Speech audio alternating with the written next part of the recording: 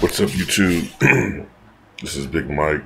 Um, okay, here's a question I have for you guys. Right, as we all know, Chauncey Billups recently announced his retirement from professional basketball, from the NBA, after 17 seasons. So the immediate question now becomes: is Chauncey Billups a Hall of Famer?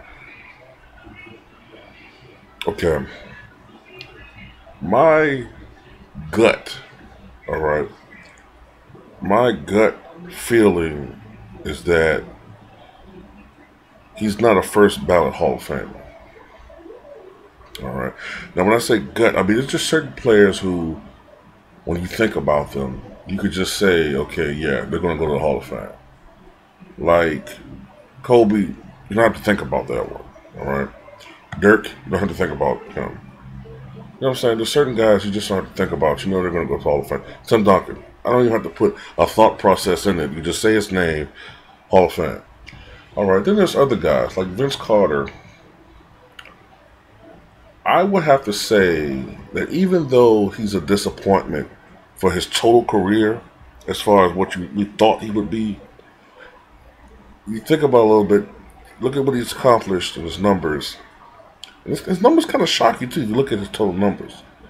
Um, then yeah, Vince has to be. He's going to be a Hall of Famer. First ballot.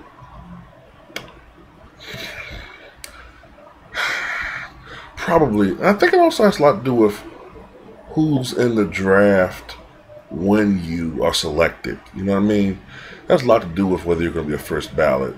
I was not shocked 2 years ago when Reggie Miller was not a first ballot Hall of Famer. Reggie is one of those guys where he had the cumulative totals to qualify, but there was some question marks about Reggie as an overall basketball player. So I had no problems with him being omitted the first year of his eligibility. But back to Chauncey Billups. Um, I think personally, Chauncey is just short of being a Hall of Famer. Just short. I mean, if you look at you look at what he's actually accomplished in his career. All right. Of course, he won the NBA championship on that surprise Pistons team, 2004 NBA Finals. He was Finals MVP. That team was great to watch, man. That was. I took a lot of personal satisfaction in seeing that team win because that was a team, as opposed to the Laker team, which was a group of individual talent who were winning a lot of games based on that talent. But when they got faced with the actual team that was rolling, they got demolished. And he has some other factors. I think, let me say, I think Billups was a 5-time NBA All-Star, 4 times with Detroit Pistons. Let's see. He was second team All NBA once, third team All NBA twice. He was on the second team All Defense twice. Um, he won. He won a gold medal in the what you call it, the FIBA championships, FIBA World Championships, not the Olympic. I think he won that in 2010. So he's a player who it's just hard for me. Let me look at something, okay? I know it's not all about numbers. It's not. It's not. But numbers do matter. Stats do matter. Okay. I look at his total, his career total. Now, that's the guy that played 17 seasons, 1,043 games. He had a total of 15,802 points. Now, I can tell you that he's not even top 100 all time in total scoring. All right.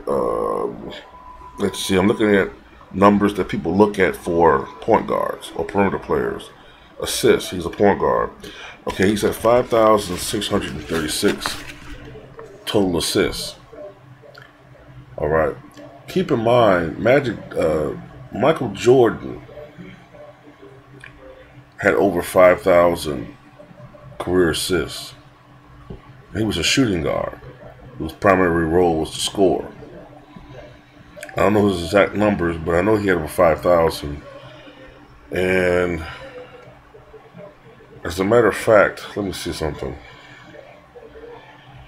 Yeah, he had about the same rate for assists.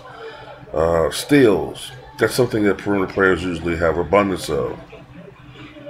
Chauncey, 1,051. A little bit on the low side. It's just an average of one steal per game. And if you look at his per game averages, his career high is 19.5 points per game. He did that in the 2009-2010 season. So this guy never even averaged 20 points per game. His highest assist numbers were 8.6 assists in the 2005-2006 season. This is the one area where I'm looking at now, and this is something that really would hurt him if I were somehow involved in selecting players who are Hall of Famers. Shooting percentage, which for some reason doesn't matter anymore in sports, but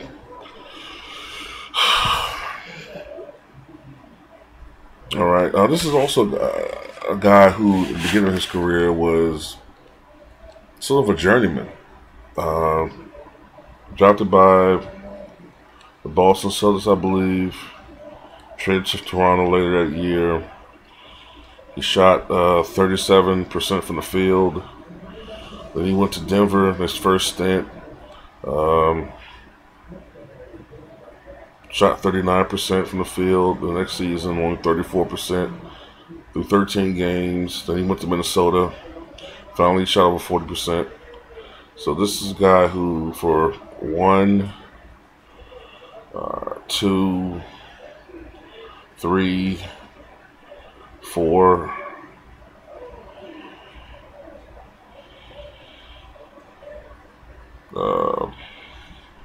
5 different seasons, he shot actually under 40%, and a lot of seasons he didn't even make it to 42%. So for his career, he's a 41.5% shooter. And I look at that 41.5%, and it reminds me of Isaiah Thomas toward the end of his career. I believe he had one season when he was shooting about 41%, and people were talking about how he had declined as far as being an accurate scorer. In Isaiah, his prime, he was more of a middle to getting close to upper 40 percentile shooter. And, I will say this, though. Chauncey was one of the best three-point shooters of his era. For his career, a 38.7% three-point shooter. Had over 1,800 career three-pointers made. And he was also one of the game's best free throw shooters for his career, 89.4%. So he had his strengths. Some of the best attributes of Chauncey Billups could not be measured in the stat books, however. He was, everywhere he went, he was beloved.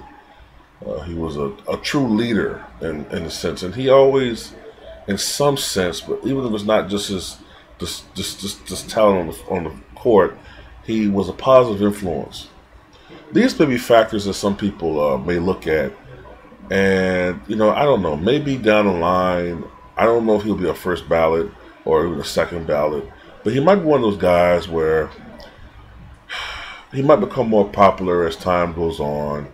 We're a highlight film guy, highlight film nation now. People might reminisce of those 2004 championships. That championship team from 2004, and I'm just thinking about in the future, man. Like, let's go to 2024.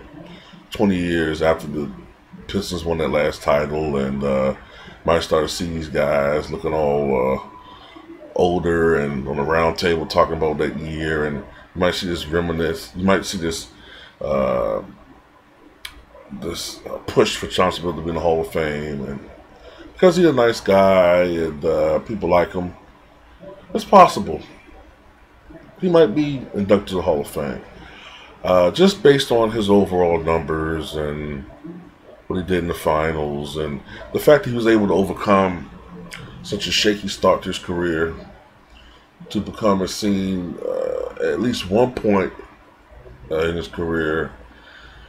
Chauncey probably was at least a top 10 point guard in the NBA, toward the bottom of that.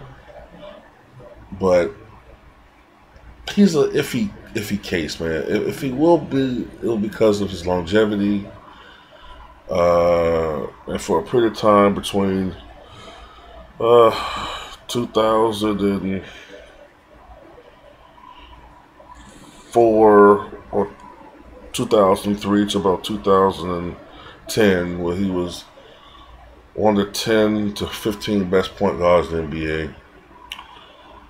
So that's just my take on it. What do you guys think? Do you guys think that Chauncey Billups is a Hall of Fame point guard?